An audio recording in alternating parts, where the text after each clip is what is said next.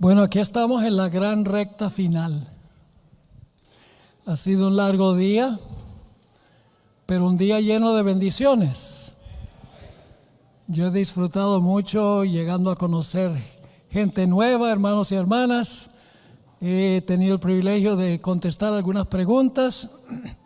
Ha sido un día de gran bendición para mí. Ha sido un placer estar con ustedes aquí en la iglesia de Mount Rainier y las otras iglesias representadas acá.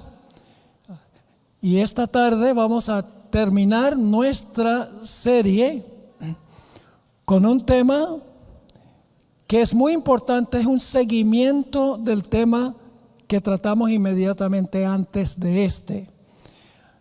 Quiero mencionarles que después de esta sesión va a haber algunos manuales, 2 tomos, que contienen lo que he presentado aquí. En realidad he presentado solamente 5 capítulos de 37 capítulos que hay en estos dos manuales, tomo 1 y tomo 2, donde trato cada frase de Apocalipsis 12, 13 y 14. Así que si quieren documentación con todas las citas que he mencionado, solamente hay unos pocos. Ustedes pueden conseguir ese material. Si se acaba, pues pueden pedirlo a nuestro ministerio, que es secretsunsealed.org. Así que después del culto, pues estaré ahí afuera para contestar cualquier pregunta y para darles la información en cuanto a cómo ponerse en contacto con nosotros. Quiero, antes de tener la oración, quiero dejar en claro lo que estudiamos en nuestro último tema, porque un joven vino y hizo una pregunta después de la sesión y me dio la impresión de que posiblemente puedo explicarlo un poco mejor. La bestia que se levanta de la tierra es una sola bestia, ¿correcto? Pero la bestia tiene 2 cuernos, ¿correcto? Y los cuernos son como ¿de qué? De cordero. Ahora yo pregunto, ¿dónde en la Biblia encontramos una bestia similar a esta? En Daniel 8. Hay una bestia que es un carnero, que es un cordero macho, y este carnero tiene ¿cuántos cuernos? 2 cuernos. Es decir, que el carnero con 2 cuernos representa una nación que se compone de 2 reinos, medos y persas. Una nación que se compone de 2 reinos.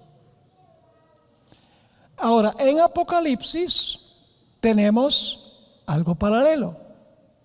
Tenemos una bestia que tiene 2 cuernos, que representa que es una nación que se compone ¿de qué? De 2 reinos. Pero son 2 reinos que reconoció Cristo, porque son reinos como de cordero. Es decir, para el cumplimiento de esta profecía tenemos que conseguir una nación que reconoce que hay 2 reinos en esa nación y que esos 2 reinos deben estar separados porque son 2 cuernos y deben ser los 2 reinos que reconoció Jesús. ¿Y cuáles fueron los 2 reinos que reconoció Jesús? El reino de Cristo, que es la iglesia, y el reino de César, o el reino del poder civil. No juntos, sino separados uno del otro. Porque cuando se combinan, tiene uno el sistema papal. Porque el papado es una iglesia y un estado. Es decir, el papado une la iglesia y el estado.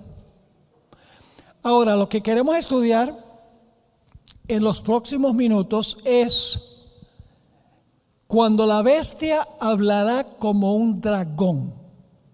Ya hemos identificado que esta bestia es los Estados Unidos, Los dos reinos son el poder civil y el poder religioso, iglesia y Estado.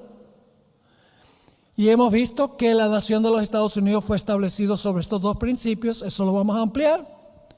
Pero que va a llegar el momento, más adelante en la carrera de este país, que este país va a devolverle al papado la espada del poder civil y va a soltar al papado de la cárcel, del cautiverio, permitiendo que el papado use nuevamente el poder civil.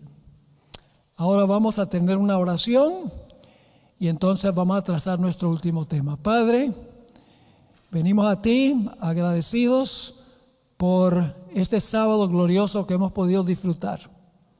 Gracias por habernos acompañado durante esta media semana, donde hemos podido trazar la verdad profética para este tiempo.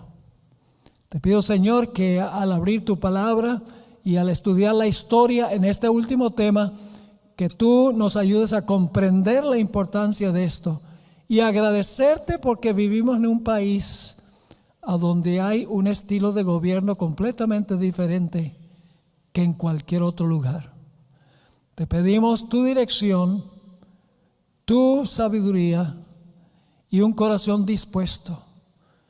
Lo pedimos en el nombre de Jesús. Amén.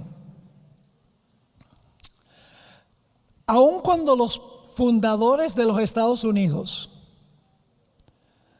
no eran hombres religiosos, porque los fundadores de los Estados Unidos no era gente que iba regularmente a la iglesia. No estaban opuestos a la religión, pero no tenían ningún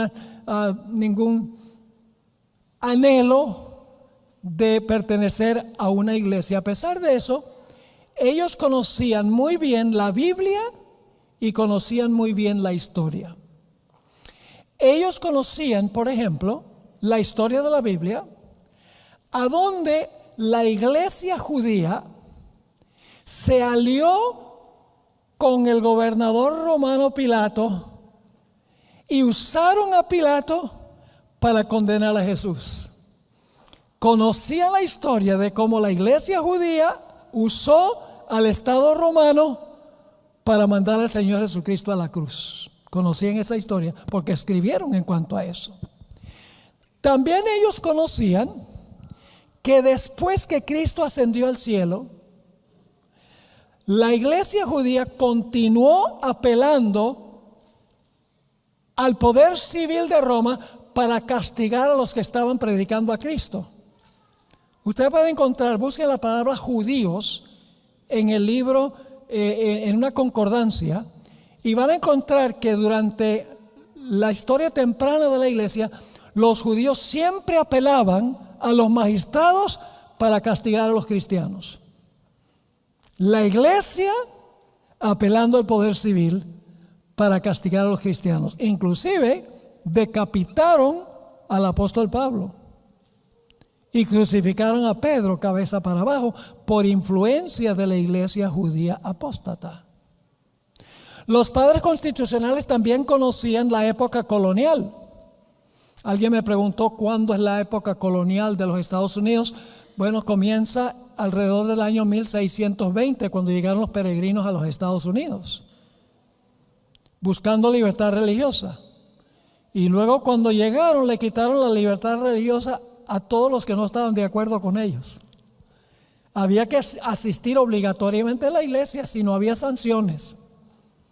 Había que devolver los diezmos al gobierno para pagar a los ministros, y si la gente no diezmaba, había castigos civiles.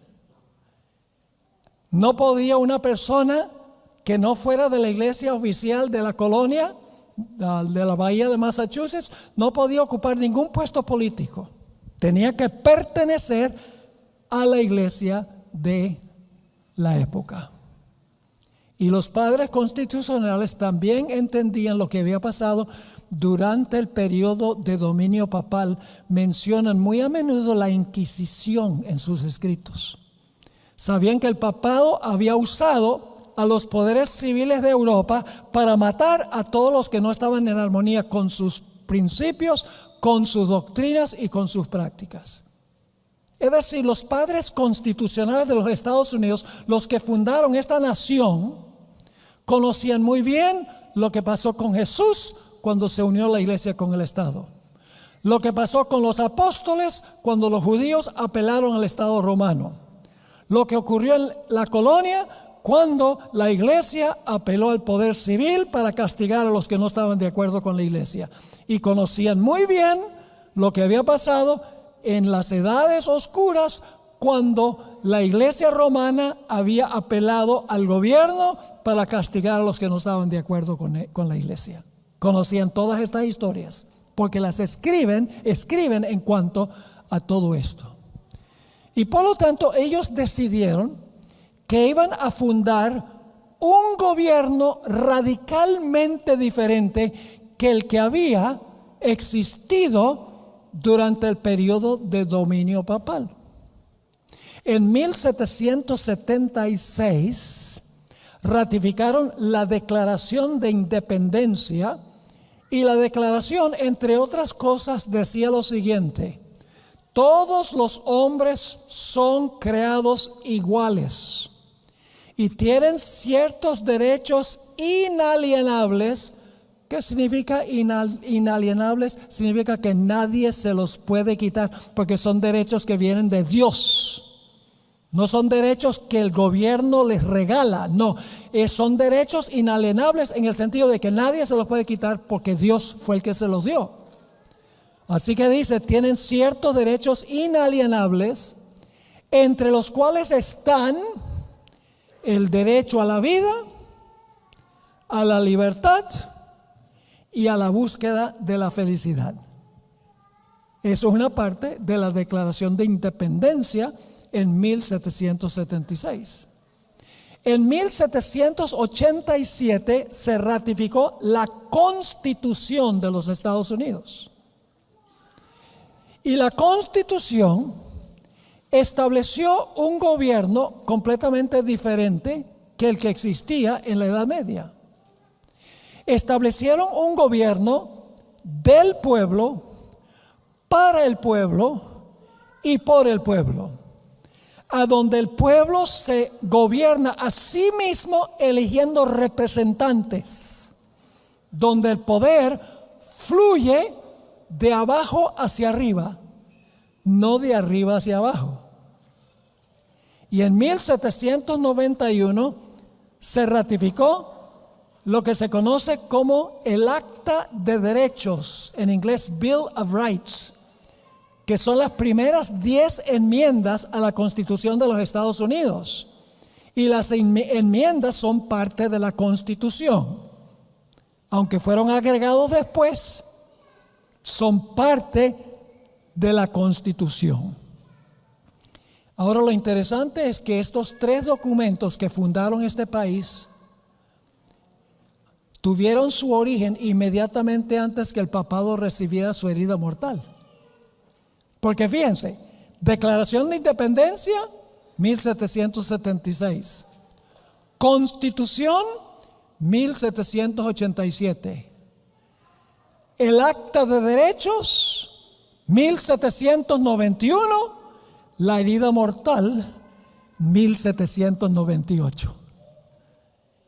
Los Estados Unidos tuvo su origen cuando la primera bestia estaba por recibir su herida mortal. Y la nación estaba estableciendo un gobierno completamente diferente que la nación, que el poder anterior que había gobernado durante los 1260 años.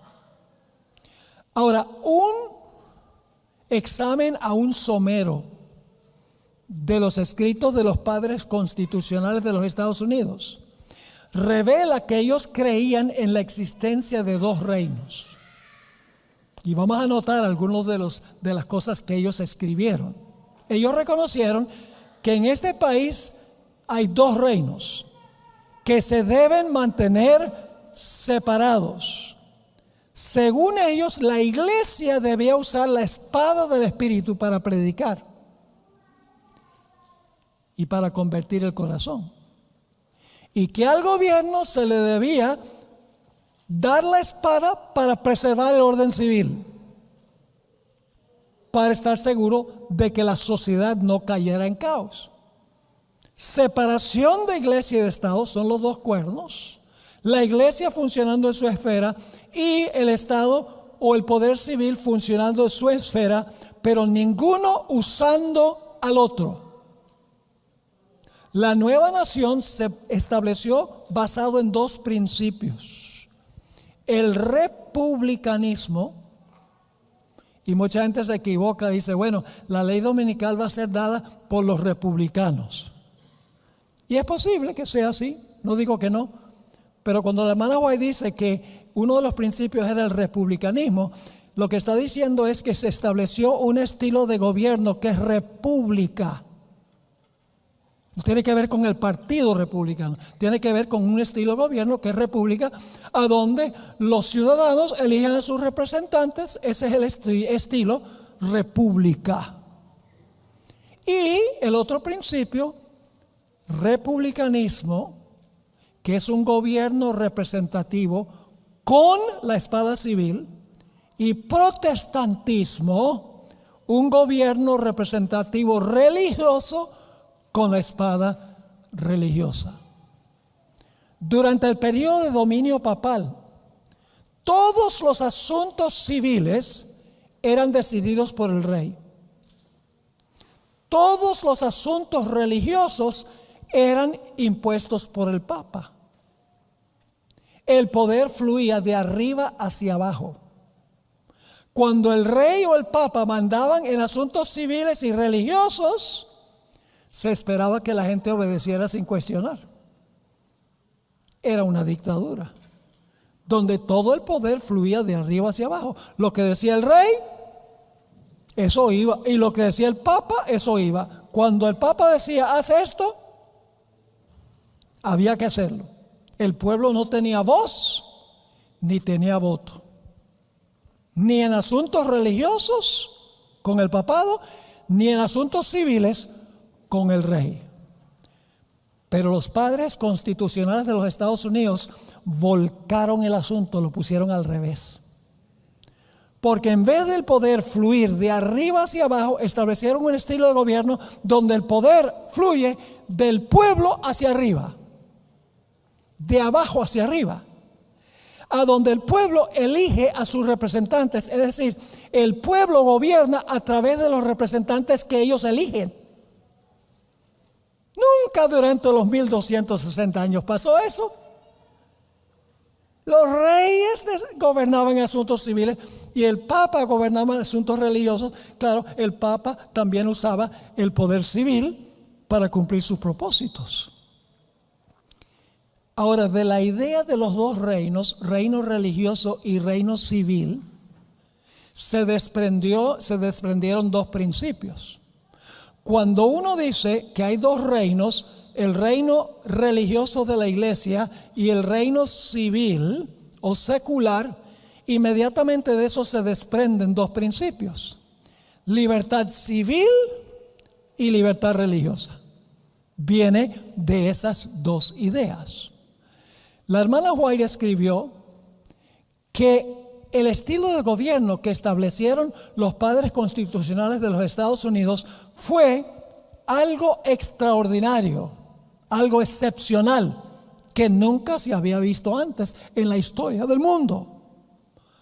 Ella escribió en El conflicto de los siglos, página 495, los fundadores de la nación procuraron con acierto que la iglesia no pudiera hacer uso del poder civil. ¿Qué hicieron los padres constitucionales? Los fundadores de la nación procuraron con acierto que la iglesia no pudiera hacer uso del poder civil. Es decir, se aseguraron de que la iglesia no pudiera usar el poder civil como había hecho el papado durante los 1260 años. Y luego ella dice, ¿qué pasa? Los fundadores de la nación procuraron con acierto que la iglesia no pudiera hacer uso del poder civil con los consabidos e inevitables resultados. ¿Cuáles son los inevitables resultados Cuando la iglesia usa el poder civil, ella dice la intolerancia y la persecución. Así que los fundadores de la patria dijeron: nosotros vamos a separar la iglesia del Estado, porque cuando la iglesia usa el poder del Estado hay persecución, como existió durante el periodo de dominio papal.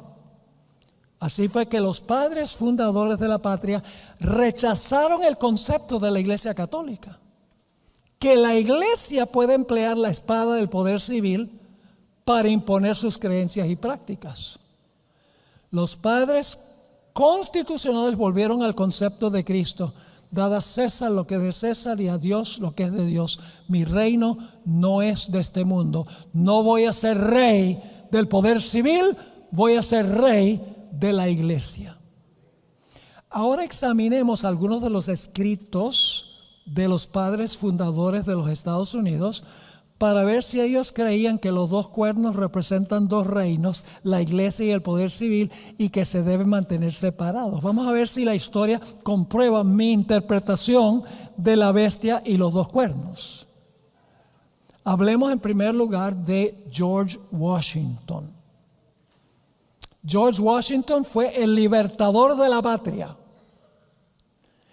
el primer presidente de los Estados Unidos, y presidió sobre la Convención Constitucional en Filadelfia, que redactó y ratificó la Constitución de los Estados Unidos. Un hombre que creo que es bastante importante, siendo el primer presidente, siendo el libertador de la patria y siendo el que presidió el proceso de adoptar la Constitución de los Estados Unidos. Ahora, el 8 de agosto de 1789, recuerden que la Constitución había sido ratificada en 1787, 2 años antes. La delegación bautista del estado de Virginia le escribió una carta al presidente Washington.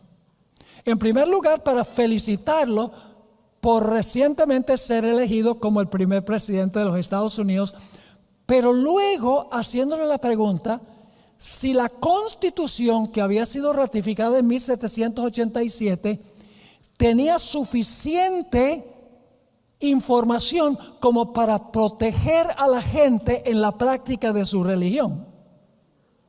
Es decir, ¿será que la Constitución, que no tenía las primeras 10 enmiendas, solamente la Constitución, el Acta de Derechos se agregó para expresar los derechos civiles y religiosos del pueblo?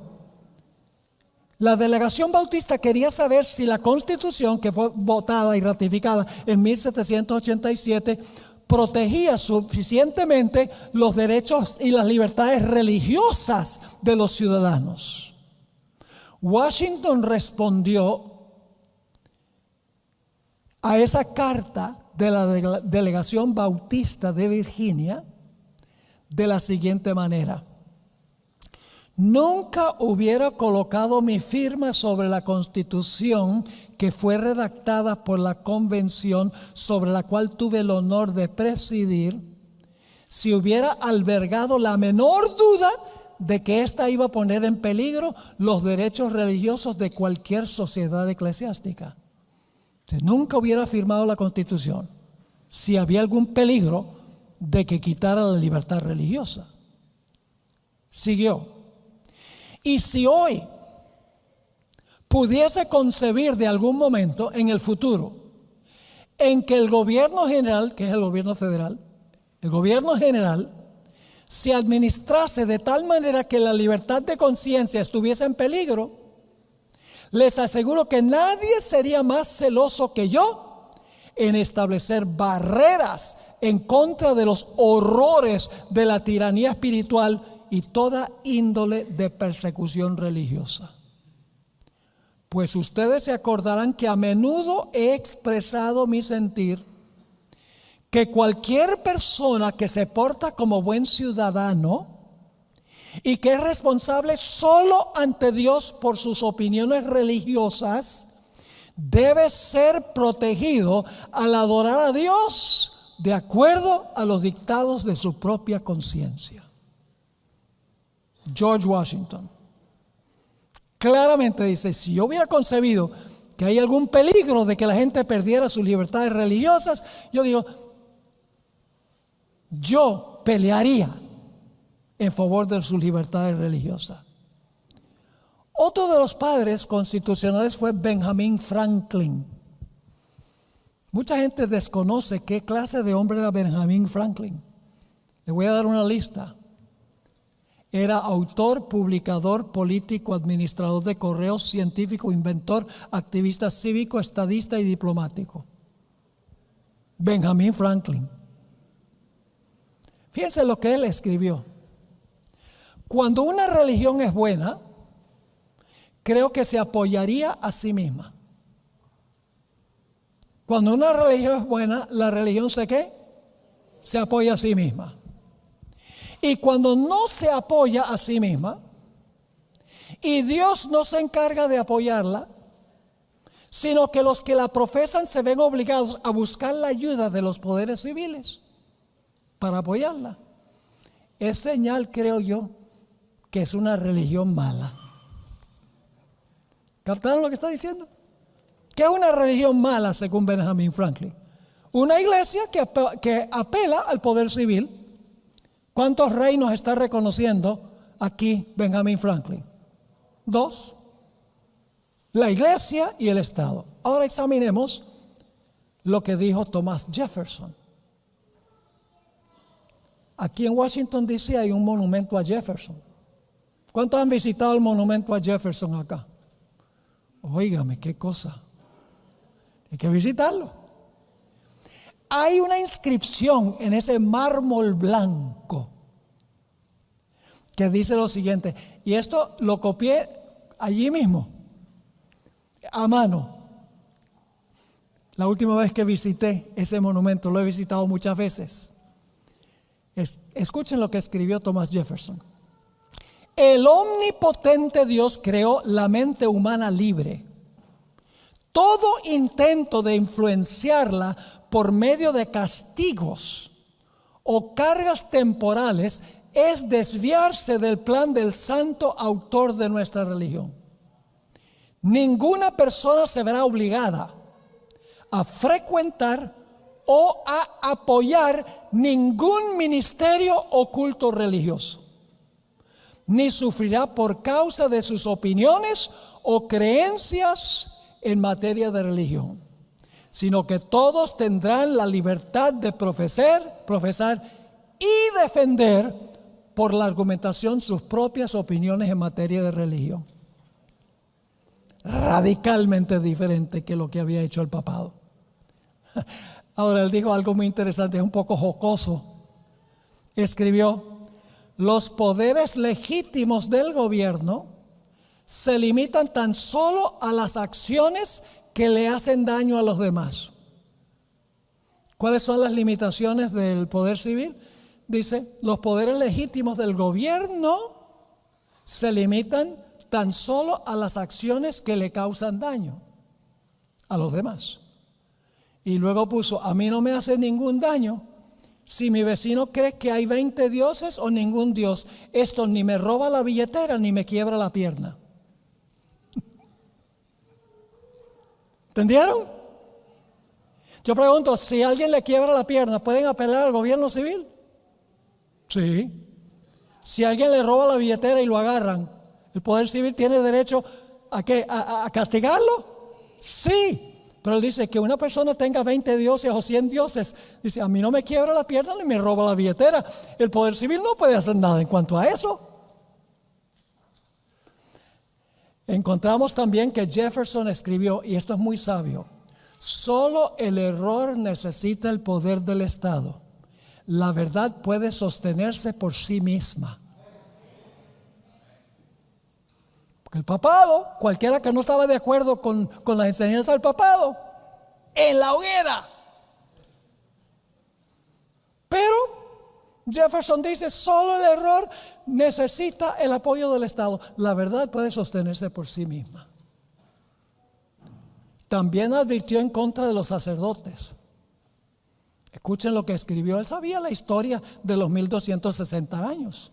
Él escribió creo que la historia no nos da ni un solo ejemplo en que un pueblo dominado por un sacerdocio disfrute de un gobierno civil libre. ¿Entendieron lo que leí? Jefferson está diciendo, no conozco ni un solo ejemplo en toda la historia de un pueblo dominado por un sacerdocio que disfrute de un gobierno civil libre. También escribió, en todos los países y en todas las eras, el sacerdote ha sido hostil a la libertad. Siempre se alía con el déspota, apoyando sus abusos a cambio de su protección. También escribió, el clero, al establecerse por ley, es decir, el clero, al establecerse por ley y al incorporarse en la maquinaria del gobierno, se ha convertido en un enemigo formidable de los derechos civiles y religiosos. ¿Cuántos reinos reconocieron los fundadores? 2. ¿Reconoció que la gente puede tener sus propias opiniones en cuanto a religión? ¿Sus propias prácticas? Sí. Pero también dijo que el poder civil debe preservar el orden civil. Sí. Ahí están los 2 reinos en una nación.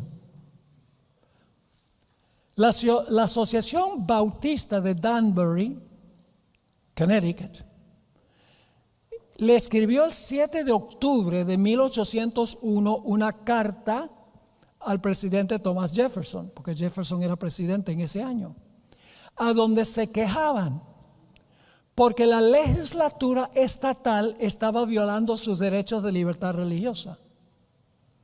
En parte su carta decía, los privilegios religiosos que disfrutamos como una minoría en el Estado se nos confieren como favores concedidos y no como derechos inalienables. Es decir, el Estado decía, nosotros les damos a ustedes estos derechos de religión. Es decir, porque el Estado nos confiere la libertad religiosa, pero noten lo que Jefferson contestó.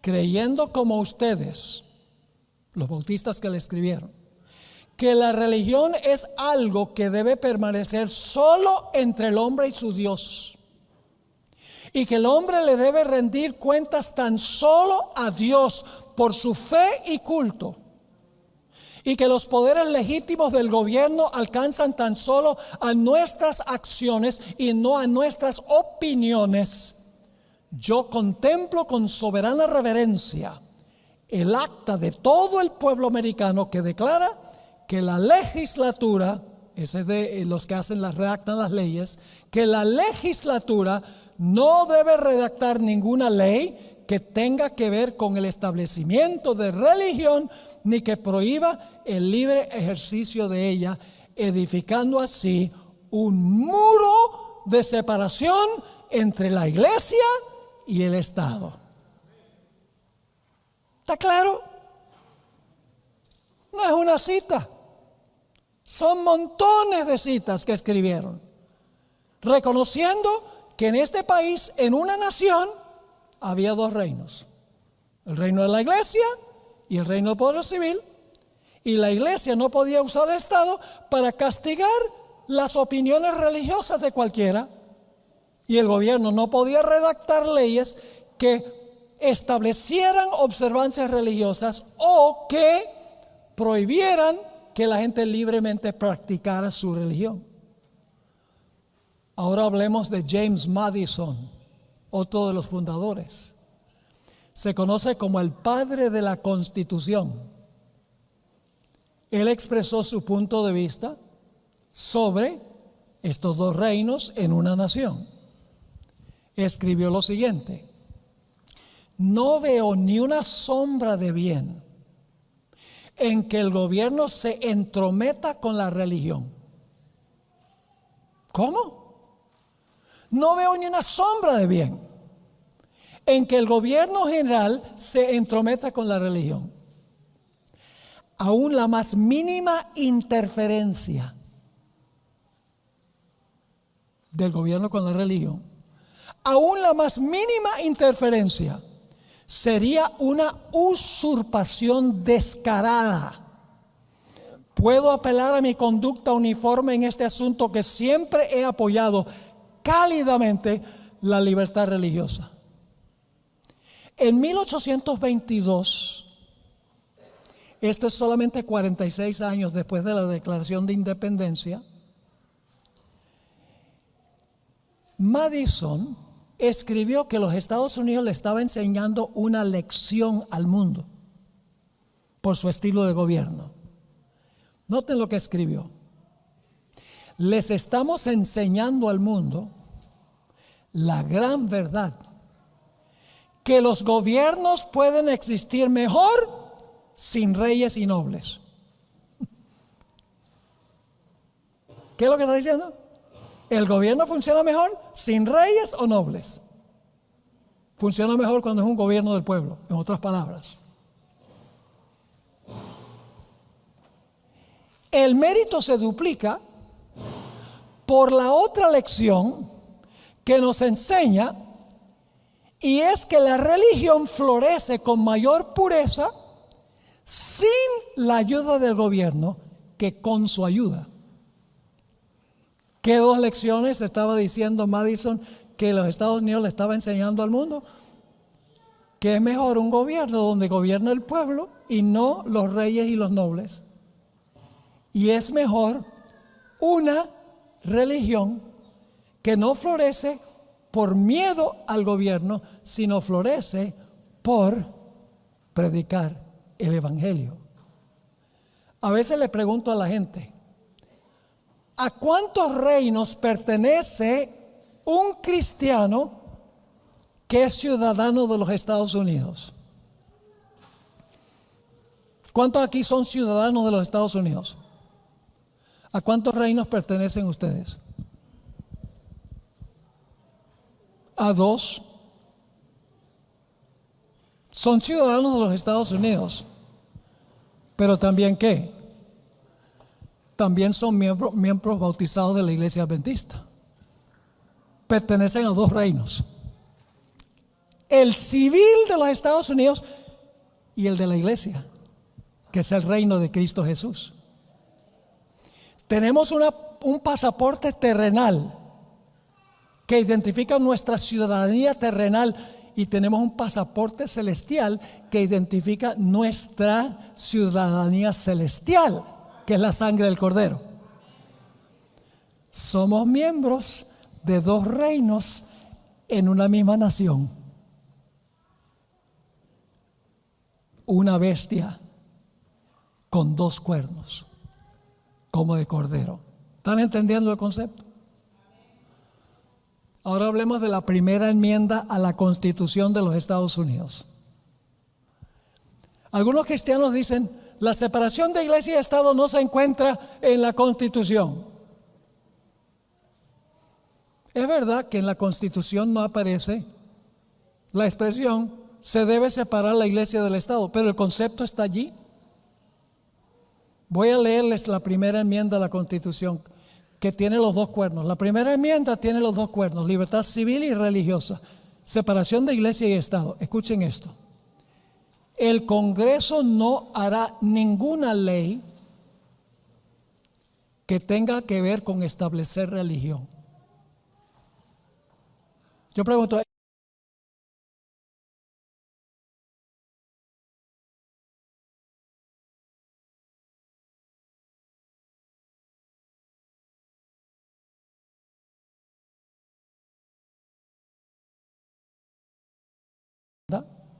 ni que prohíba la libre práctica de la misma. ¿Puede el gobierno hacer una ley antisabática, que usted no puede guardar el sábado? Sería inconstitucional. El gobierno no podría constitucionalmente hacer una ley que obligue a la observancia del domingo, ni tampoco una ley que prohíba que usted guarde el sábado. Porque la primera enmienda dice que el Congreso no puede hacer ninguna ley que establezca religión, ni tampoco puede hacer una ley que prohíba su libre práctica. Así que una ley dominical o antisabática sería inconstitucional. Ahora, la primera enmienda también tiene una tercera cláusula que garantiza libertades civiles. Las primeras dos cláusulas garantizan libertad religiosa. El Congreso, que redacta las leyes, no puede redactar una ley que exija que se practique cierto aspecto religioso, ni que prohíba que usted practique su religión. Esas son garantías de sus derechos religiosos. Pero la primera enmienda también da derechos civiles. Porque la tercera cláusula dice: ni que coarte la libertad de expresión,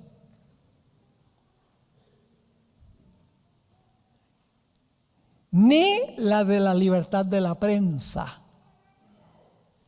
o el derecho que tiene el pueblo de reunirse pacíficamente. Todos estos son derechos civiles. Y de pedirle al gobierno que se les haga justicia. La primera enmienda garantiza libertad civil y libertad religiosa. Los dos reinos, los dos cuernos en una misma nación. Ahora permítame ilustrar este asunto. El momento que el gobierno establece una observancia religiosa, el resultado inmediato es persecución contra los que no se acatan a la ley. Tenemos un ejemplo bíblico de eso. El rey Nabucodonosor levantó una imagen y mandó a todos: ustedes tienen que adorar la imagen. ¿Está estableciendo religión, sí o no? ¿Está estableciendo una observancia religiosa por parte del poder civil? Sí. ¿Y qué dice? Si ustedes no hacen caso a esta ley, van a terminar asados. ¿Qué pasó cuando estableció una observancia religiosa? ¿Cuál fue el resultado? Persecución contra el que no se acata. Pero saben que también en la Biblia tenemos el otro lado de la moneda, que es: ¿qué sucede cuando un gobierno prohíbe la libre práctica de la religión? Es la otra historia en Daniel 6, donde el rey hizo una ley que nadie podía hacer una petición ni a Dios ni al hombre por 30 días. Estaba estaba prohibiendo la libre práctica de orar. No estaba diciendo cómo orar, sino que estaba prohibiendo la libre práctica de orar. ¿Y cuál fue el resultado cuando Daniel dijo: yo no obedezco una ley civil que interfiera con mis derechos religiosos? ¿Qué pasó?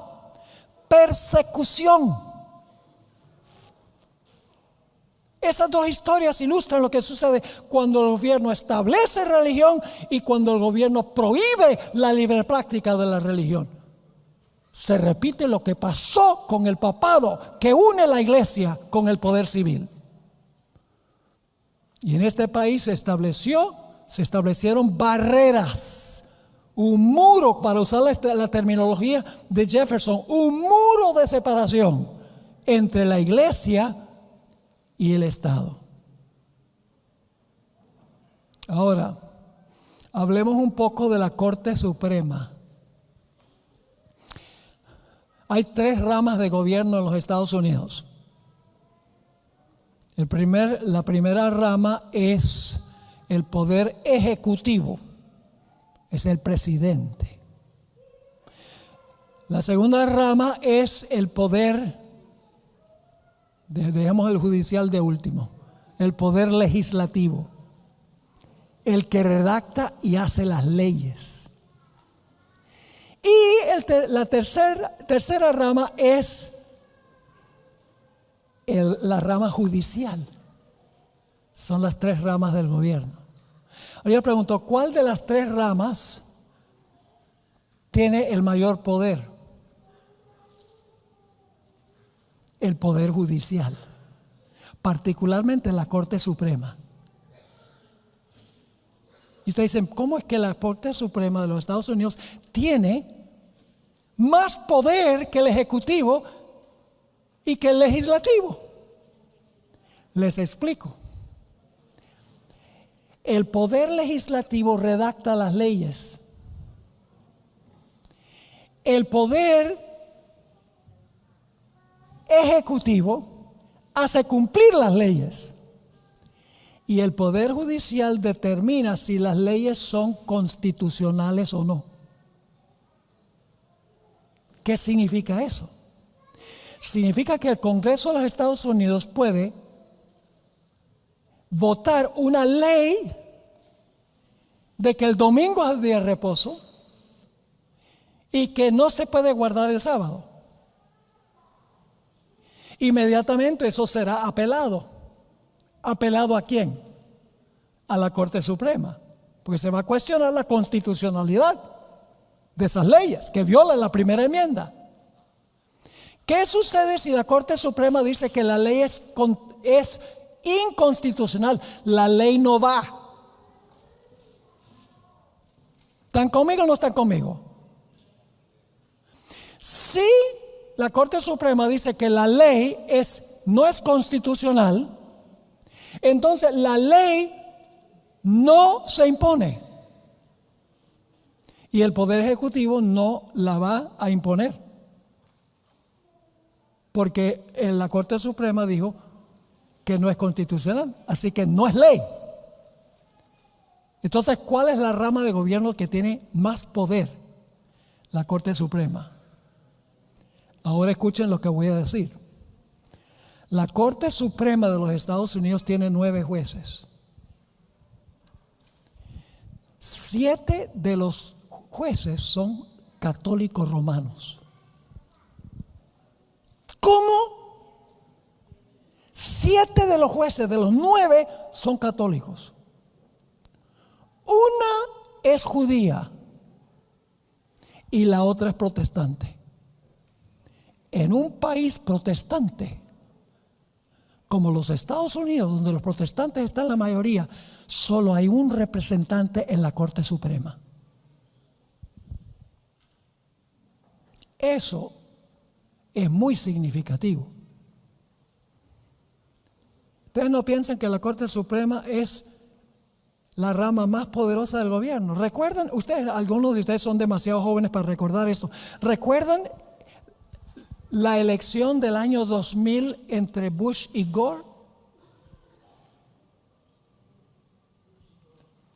¿Recuerdan eso? ¿Recuerdan que en la Florida hubo un debate sobre las tarjetas y los hanging chads? Y hubo abogados involucrados por varias semanas. No se sabía quién había ganado la elección de la presidencia. Y finalmente se volvió tanto el desorden que la Corte Suprema dijo, sin recontar los votos, Bush es el presidente. El presidente de los Estados Unidos fue elegido por la Corte Suprema. Esa es la clase de poder que tiene la Corte Suprema. A pesar de múltiples protestas, la Corte Suprema legalizó el 26 de junio del 2015 a nivel federal el matrimonio entre homosexuales. Y esa ley va, porque la Corte Suprema dijo que esa ley es constitucional. ¿Qué es lo que va a suceder en el futuro? En el futuro no muy lejano, por lo que yo estoy observando, en medio de una gran crisis nacional que todavía no sabemos qué va a involucrar, pero yo sospecho que va a tener que ver con una debacle económica, porque este país está endeudado 34 trillones de dólares. Y llega el momento, como sucede con nosotros, que no hay dinero para pagar las deudas y el resultado es bancarrota. Una crisis económica. Desastres uno tras otro y simultáneamente como no nos imaginamos. Huracanes, terremotos. maremotos, epidemias, todas funcionando al mismo tiempo. Y finalmente lo que va a pasar es que los cristianos, los de la derecha, el Espíritu de Profecía deja esto muy en claro, van a decir: todo esto nos está cayendo porque nos hemos extraviado de Dios. Estamos practicando el aborto, estamos apoyando el transexualismo, estamos apoyando el matrimonio homosexual, y Dios nos está castigando. Y la gente, por miedo, cuando se dé una ley dominical, dicen: para retirar la ira de Dios, vamos con el asunto de la ley. ¿Saben algo? La pandemia fue un experimento de Satanás para ver cuánto la gente se deja controlar por miedo. Y la gente se dejó controlar bastante por miedo. Se redactaron leyes y todo el mundo en fila india. Lo hacemos. En tiempos de crisis suceden cosas muy, muy raras que no sucederían en tiempos de prosperidad. ¿Qué va a pasar? Le voy a decir qué es lo que va a pasar. En este tiempo de crisis, de desastre sin par, y usted, ¿dónde saca esa idea de desastre sin par? Lo único que tiene que hacer es leer Mateo 24 y el versículo 4, 5 y 6. Ahí dice: habrá guerras, rumores de guerras. Eso no lo estamos viendo hoy en día, ¿verdad? Guerras y rumores de guerras. Nación contra nación, reino contra reino. Y habrá pestilencias, hambres, terremotos y alborotos. Alborotos en inglés es riots.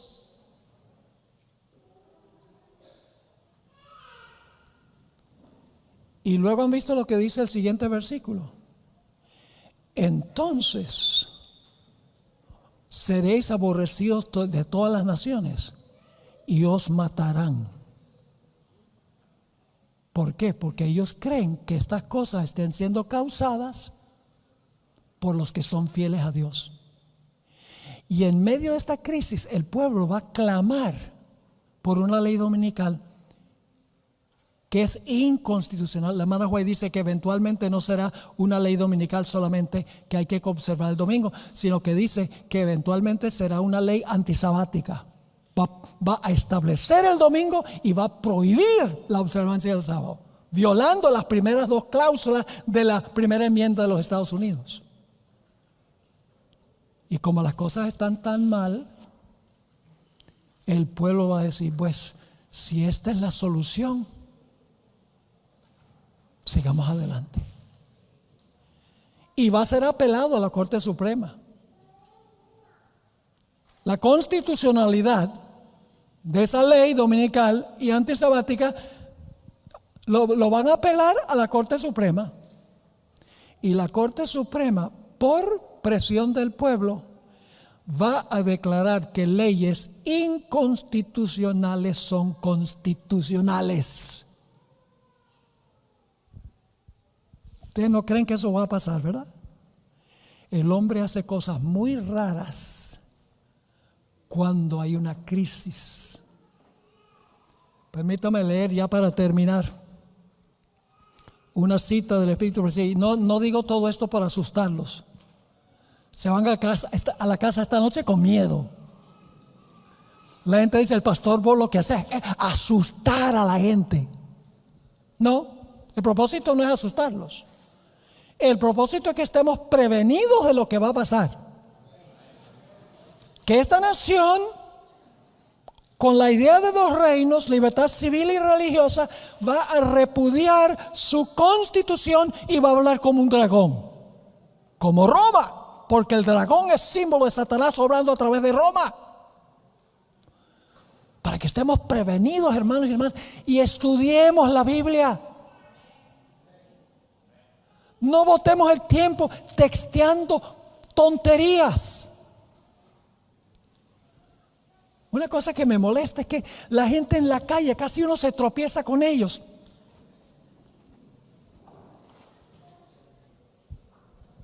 Y todo el tiempo yendo al internet para leer toda clase de basura que encuentran en Google, botando el tiempo, cuando deberíamos estar dedicando nuestro tiempo a indagar en la palabra de Dios y fortaleciendo nuestra mente para la crisis que pronto vendrá por lo que estamos observando en el mundo. En esta época debemos estar orando como nunca. Debemos estar estudiando como nunca y debemos estar testificando sobre estas cosas como nunca. Porque este es el tiempo que necesita la verdad presente. Nosotros sabemos exactamente a dónde conduce todo, pero el mundo no. La gente está llena de terror y temor por lo que ven que están pasando. Y nosotros tenemos el mensaje que puede traer paz. No se preocupen, Cristo está sentado en el trono. Alíate con Él y no hay nada que te pueda hacer el hombre. Pero estamos botando el tiempo. Leo una última cita del Espíritu de Profecía. Se encuentra en el Conflicto de los Siglos. Le voy a dar ya la página. Conflicto de los Siglos, página 494. Tremenda cita. Entre los primeros expatriados cristianos que huyeron a América, son los peregrinos, en busca, ahora escuche, ¿por qué huyeron para acá? Los primeros expatriados. Huyeron a América en busca de asilo contra la opresión real, el abuso del Estado, y la intolerancia sacerdotal, la opresión eclesiástica. Aquí está reconociendo que hay dos reinos. Se escaparon por los abusos del rey y por los abusos del poder papal. Sigue diciendo, hubo muchos que resolvieron establecer un gobierno sobre el amplio fundamento de la libertad civil y religiosa. La mano hoy reconoció los dos reinos. Sus convicciones hallaron cabida en la Declaración de Independencia, que hace resaltar la gran verdad de que todos los hombres son creados iguales y poseen derechos inalienables, es decir, que nadie le puede quitar porque vienen de Dios, inalienables a la vida, a la libertad y a la búsqueda de la felicidad. Y la Constitución garantiza al pueblo el derecho de gobernarse a sí mismo y establece que los representantes elegidos por el voto popular promulguen leyes y las hagan cumplir. Además, fue otorgada libertad religiosa y a cada cual se le permitió adorar a Dios según los dictados de su conciencia. El republicanismo, es decir, un gobierno representativo donde el pueblo elige sus representantes, el republicanismo, un estado sin rey, y el protestantismo, una iglesia sin papa, vinieron a ser los principios fundamentales de la nación. Ahora escuchen bien. El republicanismo, libertad civil, protestantismo, libertad religiosa. Ahora escuchen lo que dice. Estos principios son el secreto de su poder y de su prosperidad. ¿Cuál es el secreto? ¿Cuál es el secreto del poder de los Estados Unidos? Tiene muchas armas, tiene mucha gente, tiene mucho territorio, tiene mucho dinero. Nada de eso es el secreto del poder de este país, la hermana White dice que estos dos principios, libertad civil y religiosa, separación de iglesia y Estado, son el secreto de su poder y de su prosperidad. Y cuando los Estados Unidos repudie estos dos principios, la hermana White dice que vendrá la apostasía nacional que llevará a la ruina nacional. Ese es el mensaje que tenemos nosotros, que no tiene el mundo, que necesita saber el mundo. Ojalá, hermanos y hermanas, que habiendo estudiado estas cosas de la Biblia y del Espíritu de Profecía, no volvamos a nuestras casas iguales que cuando vinimos. ¿Para qué? Ojalá que tomemos a conciencia este asunto y que estudiemos las profecías. Oremos como nunca y aprovechemos toda oportunidad para testificar a otras personas, para que ellos puedan tener paz y tranquilidad en este mundo que anda tan enredado y con tanto conflicto. Bueno, ha sido un placer estar con ustedes. Lo único que puedo decirles es: he dicho. Señor les bendiga. Les queremos mucho. No se preocupen por lo que puede hacer el hombre. Lo importante es ser fieles a Dios. ¿Ok? ¿Quién viene ahora para clausurar la reunión?